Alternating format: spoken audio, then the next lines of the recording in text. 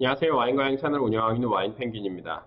우리가 가을이 되면 프랑스 와이너리 투어를 떠나는데 요즘 코로나 시국에 필요한 것들에 대해서 좀 알아보고 유럽 여행 떠날 때 챙겨야 할 것들에 대해서 이야기해 보도록 하겠습니다.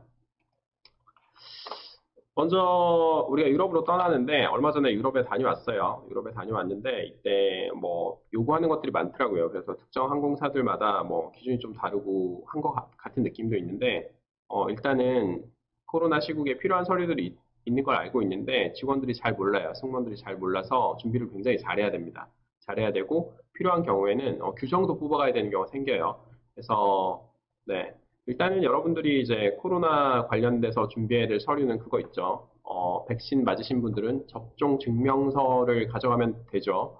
그리고 이제 백신을 맞은 지 너무 오래됐거나 아니면 1차만 맞았거나 하는 분들은 관련 국가의 규정을 잘 찾아보셔야 됩니다. 찾아보셔야 되고, 그리고 백신을 맞지 않았거나 아니면은 맞은 지 오래되신 분들은 PCR 증명서가 필요하죠.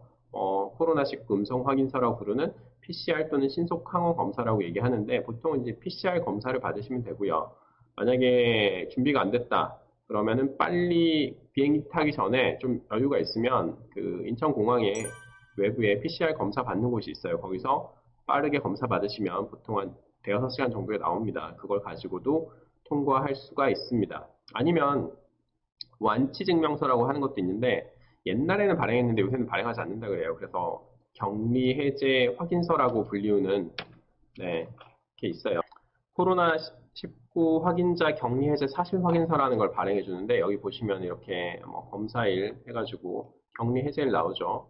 뭐 이렇게 해가지고 날짜가 뭐 28일부터 뭐 90일까지 해가지고 뭐 이런 식으로 국가별로 날짜가 정해져 있어요. 근데 그래서 뭐 예를 들어서 격리 해제되고 나서 28일부터 90일까지 할 수 있다. 아니면은 확진되고 나서 28일부터 뭐 90일까지는 뭐 검사를 안 받아도 제출하지 않아도 된다. 뭐 이런 규정이 있는데 문제는 항공사 직원들이 이걸 잘 모릅니다. 그래서 여러분들 잘못하면은 비행기를 못 탈 수가 있어요. 그래서 이게 있더라도 요거를 가지고 안심하시면 절대 안 돼요. 안심하면 안 되고 반드시 이걸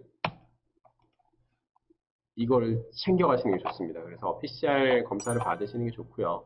PCR 검사는 48시간 이내에서 받아야 된다는 건 많은 분들이 이미 알고 있을 거라고 생각해요. 그래서 이런 서류를 챙기셔야 되고 유럽은 거의 동일하게 비슷합니다. 근데 사실 우리나라가 이걸 굉장히 예민하게 받아들이는 거지 실제로 유럽에 가게 되면 검사를 안 하더라고요. 네, 제출을 요구하지 않습니다. 우리나라에서 출국을 할 때 이미 다 검사를 했을 거라고 생각하고 요구하지 않는 경우가 많고요. 실제로 외국에서 유럽에서 뭐 환승을 하거나 아니면은 뭐 그쵸 트랜지트 하는 경우에 다른 나라로 다시 가잖아요. 그런데 그때도 다시 요구하지 않습니다. 검사하지 않는 경우 굉장히 많아요. 사실 거의 풀린 것 같은 느낌이에요. 그래서 하지만 나갈 때 필요는 하다. 네, 그래서 준비를 하셔야 됩니다. 네.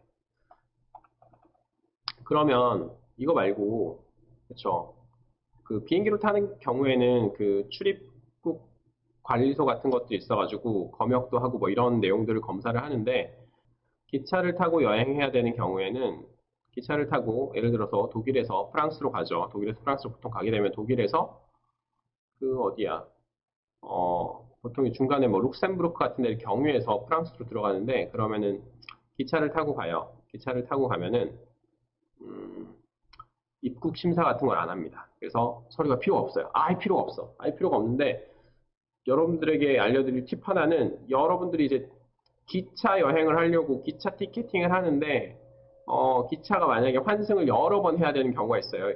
가려는 목적지에 뭐 두 번 이상 환승을 해야 돼. 환승을 해야 되면은 이 기차가 문제는 여러분들 이 기차가 요 기차가 제 시간에 안 온 경우 되게 많아요. 예를 들어서 나는 35분에 이게 도착하고 다음 기차를 뭐 50분에 타야 되는데 이 기차가 여기서 예를 들어서 15분에 출발이에요? 15분에 출발이면 15분에 와서 35분에 도착해서 50분 걸 타야 되는데 15분인데 안 와. 러시아에 밀렸어. 25분에 옵니다. 25분에 와요. 그럼 잠깐 생각해봐. 생각해보면 이거 45분에 밀렸겠지? 45분에 밀렸어. 그러면 이제 이 50분에 다른 기차를 타야 되는데 다른 기차는 예를 들어서 플랫폼 1번에서 내가 내렸으면 플랫폼 뭐 9번에서 타는 경우가 있어요. 그러면 여기까지 엄청 멀단 말이에요. 플랫폼 보통 지하로 내려가서 이렇게 막 가야 되는데 그러면은 못 탈 수가 있어요. 그래서 기차 여행을 가실 때는 반드시 여러분들의 기차를 타는데 중간에 이 텀이 얼마나 되는지를 확인해야 됩니다. 요거 확인 잘못하면은 여러분들 이 캐리어 들고 막 뛰어다녀야 되는 수가 있어요. 굉장히 힘듭니다. 못할 수 있어요. 못하면 정말 암울하죠. 네, 물론 이제 여러분들의 여행을 가게 되면은 기차 여행 때도 여러분들이 가지고 있는 핸드폰 안에 있는 구글 맵을 써가지고 이 시간을 굉장히 잘 확인을 할 수가 있어요. 정말 잘 돼 있어요. 그래서 구글 맵을 써서 확인할 수 있지만 기본적으로 환승하는데 시간이 많이 걸린다. 그리고 기차가 늦는 경우가 비일비재하기 때문에 충분히 생각해서 티켓팅을 하셔야 됩니다. 다음은 이제 만약에 내가 코로나 관련된 서류를 준비했어. 잘못 준비했어.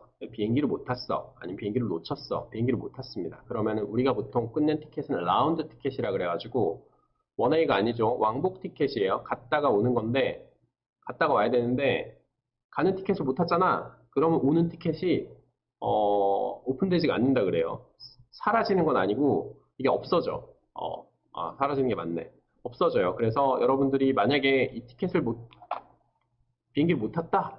그러면은 항공사에 빨리 연락을 해가지고 이 티켓을 살려놓으라고 얘기해야 돼요. 이거를 라운드 티켓 나 이거 편도를 끊어서라도 가가지고 이걸 탈 거니까 이거 이렇게 내가 뭐 어떤 사유에 의해서 아무튼 이거 살려놔라 탈 수 있게 해둬라라고 해놓지 않으면 없어집니다. 없어지면 여러분들은 어떻게 되냐면은 나는 모르고 편도를 끊었어. 왕복 티켓이 살아있는 줄 알았는데 편도를 끊어서 갔다가 왕복 티켓이 없는 걸 발견하고 또다시 편도를 끊어서 와야 돼요. 그러면은 그쵸, 비행기 값이 거의 3중으로 들어가는 거죠. 그래서 꼭 확인하셔야 되고 만약에 그게 없어졌다. 그러면은 라운드 티켓을 끊으셔야 됩니다. 저희 편도가 아니라 왕복 티켓을 끊으셔야 돼요.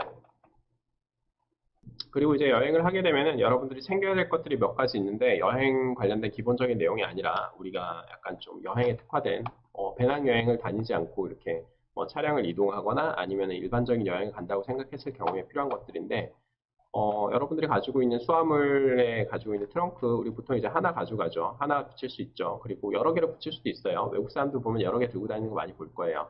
근데 뭐 이제 우리 같이 뭐 특정 목적으로 여행을 가는 경우에 선물이나 뭐 이런 것들을 많이 사오는 경우가 많잖아요. 그러면 이게 부족하죠. 그러면은 하나 더 챙겨갑니다. 더 챙겨가서 이 안에다 요거 넣었다가 나중에 들어올 때는 수화물 두 개를 붙이는 거예요. 두 개를 붙이는데 보통 이제 저 같은 경우는 와인을 사오죠. 와인을 사옵니다. 와인 사오면 우리나라의 주류 반입은 1리터 한 병까지예요. 1리터 한 병인데 이게 너무 옛날 규정이어가지고 여기에 두 병, 세 병 가지고 들어와도 잘 잡지 않습니다. 네, 여기를 정말 많이 넣어갖고 오면은 여러분들 보셨는지 모르겠는데 여기 뭐 채워서 나와요. 자물쇠로 채워가지고 나옵니다.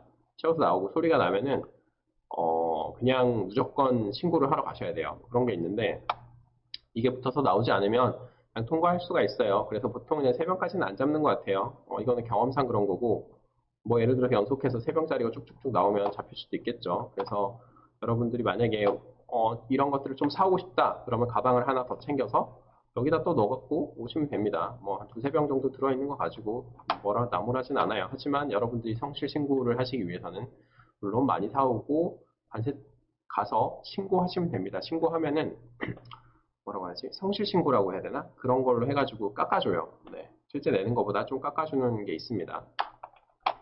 우리가 차량으로 이동하는 경우가 굉장히 많은데 차량으로 이동하는 경우에는 그렇죠. 렌탈을 하죠. 렌탈을 하는데 일반적으로 유럽이나 대부분의 외국들 같은 경우에는 오토가 잘 없어요. 그래서 이런 것들이 다 스틱입니다. 네, 스틱이에요. 스틱으로 운전을 하셔야 돼요. 스틱으로 운전을 하셔야 되는데 오토가 물론 있는데 엄청 비싸요. 엄청 비싸서 보통 다들 오토매틱이 아니고 그냥 스틱으로 운전하세요. 매뉴얼 수동으로 하죠. 네. 수동으로 운전을 하게 되는데 그때 또 보면은 내비게이션 옵션이 있어요. 내비게이션 옵션. 여기 보면 핸드폰 내비게이션인데 내비게이션이 있는 차량은 또 옵션 값이 굉장히 비싸서 우리나라 분들은 보통 이제 이렇게 핸드폰 내비게이션을 씁니다. 뭐 구글 맵 쓰시면 돼요. 거기 가서 대신에 이제 요거를 가지고 데이터 통신을 해야 되니까 와이파이를 준비해 가시면 되죠. 여러분들 와이파이를 준비해 가셔야 됩니다. 와이파이 준비해 가야 되고 그리고 차량에서 운전할 때는 꼭 필요한 게 요게 있어야 돼요. 지금 보시면 이걸 거치하고 있는 차량용 거치대. 이거 반드시 필요합니다. 이거 없으면은, 네. 다 준비해 갔는데, 내비게이션을 볼 수가 없어가지고 운전하면서, 외국에서 내비게이션 보면서 운전하는 건 좀 어렵습니다. 왜냐면은 우리나라가 아니기 때문에 익숙하지 않아요. 익숙하지 않아서 내비게이션을 볼 시간이 없어요. 그래서 이걸 보려면은 거치대가 꼭 필요해요. 거치대를 챙겨가지고 가셔야 돼요. 그리고 요거 할 때 꼭 필요한 거, 네, 이것도 있어야 되죠.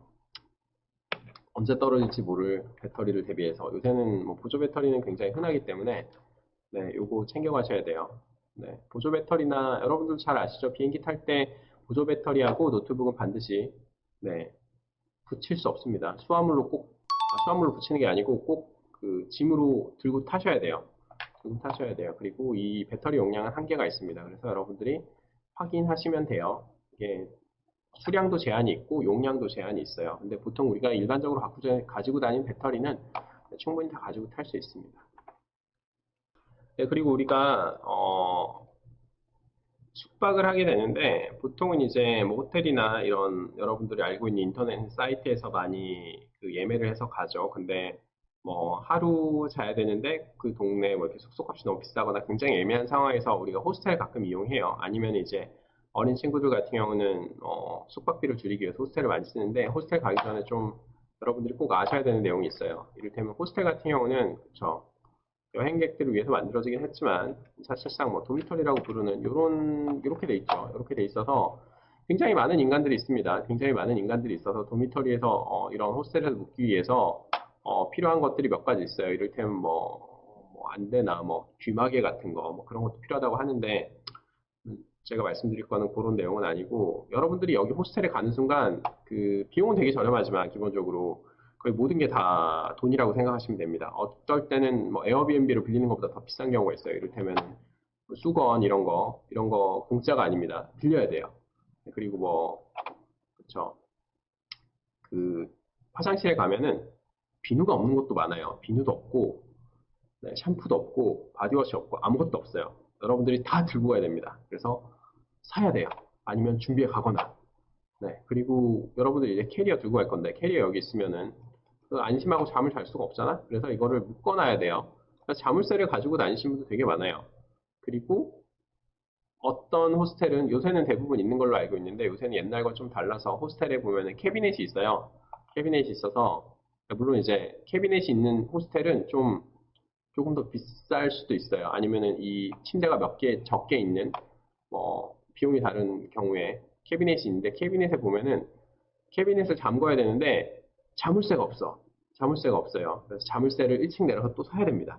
그러니까 호스텔에 가면은 거의 모든 게 없다. 다 엑스트라 차지가 붙기 때문에 다 준비해서 가셔야 됩니다. 그래서 가끔 가다 보면은 그냥 저렴한 곳보다 더 비싸게 묵을 수도 있어요. 굉장히 불편하게 이 좁은 공간에서 묵을 수가 있기 때문에 호스텔에 가실 거면 다 준비해서 가셔야 됩니다. 모든 걸 다 준비해서 가야 돼요. 네. 이런 자물쇠도 다 챙겨야 됩니다. 네. 심지어 어떤 곳은 이런 것도 다 부서져 있는 것도 있었어요. 아무튼 일단은 여기까지고 우리 편집자한테 물어봤어요. 네, 궁금한 게 뭐 없냐고 혹시 해외여행 관련해서. 이런 커서가 저기 올라가 있었네. 네, 음식을 많이 가져가야 하나요?